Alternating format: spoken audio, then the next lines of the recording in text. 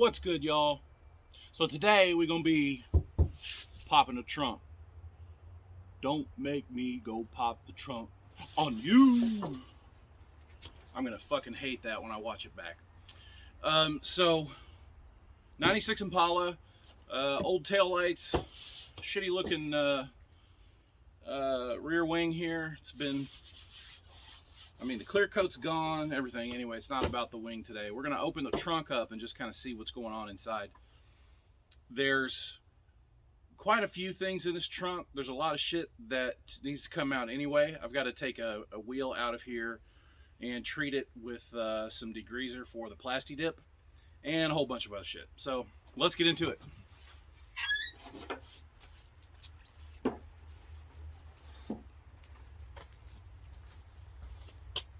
All right, first and foremost, these are Continental brand hoses. These are brand new. As you can tell, they have a lot of pliability in them.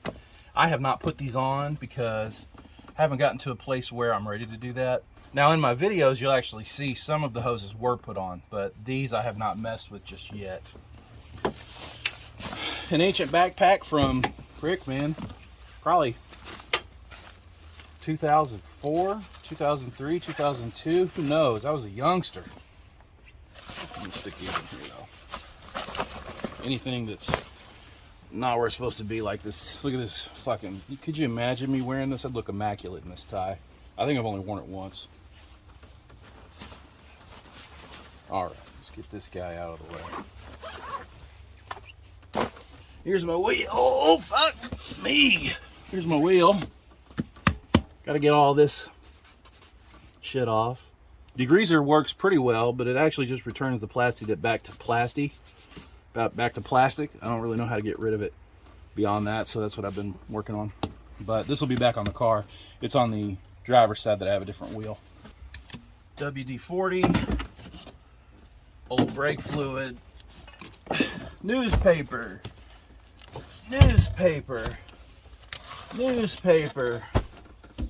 So I worked for this newspaper, this local newspaper, and I delivered newspaper, and so these were extras after the fact that we had too many of. So I collected them and stuck them in the back of the car. They've been actually pretty helpful recently. Here's the original hoses. I think this is for the heater core, and this is the radiator hose. And it's actually not in bad condition, to be honest with you. It probably could still be salvaged, but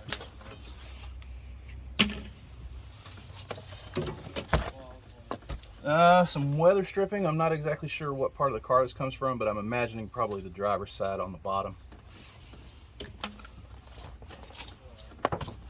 Tire iron. I have like 5 of these.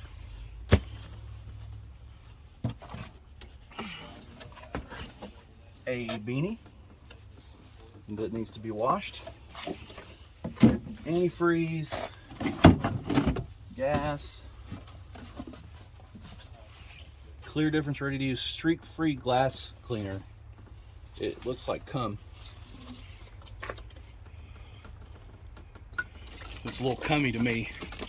Don't know if I should use it. What's up, brother? How are you? Good.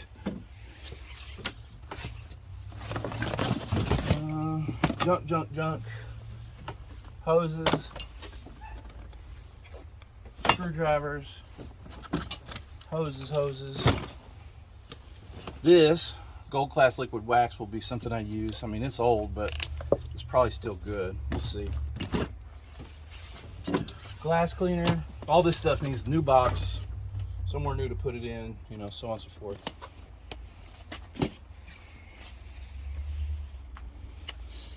Gas can. And I think these are the remnants, the leftovers of posters that I had when I was working for Strange Music. Yeah, this is what I had left after I did some street teaming. It's just shit that ended up buried in the back of my car. And let's tell you how long ago it was. It's an advertisement for Young Bleed Preserve, 10/11/2011. So I would have been doing promo on these in like August or September of 2011. Pretty good album. And welcome to Strangeland. 11/8/2011. So this is at the same time I was doing this guy. I only have a couple of posters left.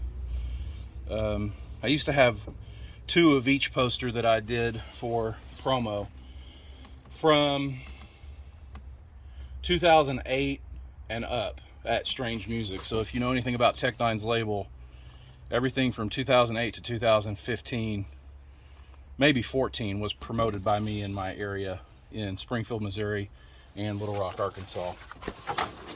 So that's what's left of those. They don't really have much of a place in my life anymore. Not Strange, actually. I'm quite close with Tech Nine and several other people on the label, but what I mean is like Strange Music Street Team, I don't have much of a relationship with anymore. And here's a big fucking amp that I'm definitely going to be putting in eventually, or replacing really. And it looks like a Chevy Performance umbrella, because you can perform optimally in the cold weather, rainy weather. I got some pliers. I got some, I think this is the plastic screw down that holds the spare tire in, but the spare tire is blown. See how nasty everything is in here? So the people that put this in, and there used to be a sub over here, they were professional installers.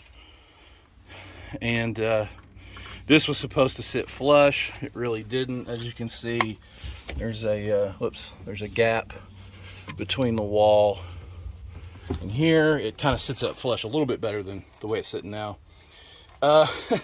They took this amplifier and they needed a ground.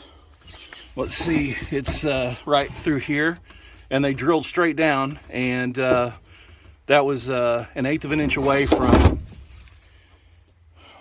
my fuel tank being punctured, completely punctured. And they cut a space open, and they cut around the fuel filter, did all kinds of stuff.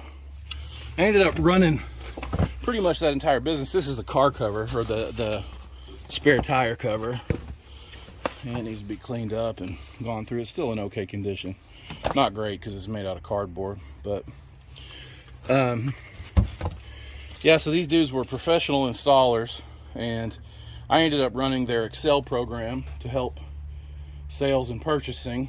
I did all of their details, all of their what do you call it, window tint installs for about 4 or 5 months, and never got paid for the last 4 months. So there was 1 month entirety that I got paid. Now, mind you, they poached me from a job that I was working at, but you know, I was young and thought it'd be cool to work at a detail shop, but turns out I was the detail shop after time. And we were going to do Show Fest in Branson, Missouri. So he's like, I'm going to tint your car, and then you can put some stickers for the company on the side of the car. And I'm like, hell yeah. So he tinted it, meaning he told me to go out and tint my own car, which was fine. But I got one window in it, and he stopped me. So if you've ever noticed that the back glass is tinted but nothing else is, it's because old homeboy changed his mind after I started doing the tint. Now, mind you, never got paid. It's a crazy mess. You'd think I'd let go of it, which I have, but dealing with this car and going through it the way I am, it brings up old memories and stuff, obviously, because this car I've lived out of. Not like homelessness. I mean, like, thankfully I've never been homeless, but I mean, most of my life was spent running around in this car. So it's bringing up all these old memories of people that have fucked with me, and really good memories too, which I'll share. I went to Greenville, Mississippi for Show Fest in 2006 in this car. I just had it for a few months, and what a story that will be.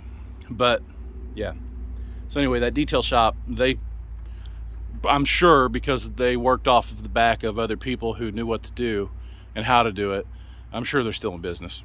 So more power to them, man. I just got really tired of doing all the work at the place when there were 3 employees and none of them were ever there to work, and the owner was always running around with their significant other.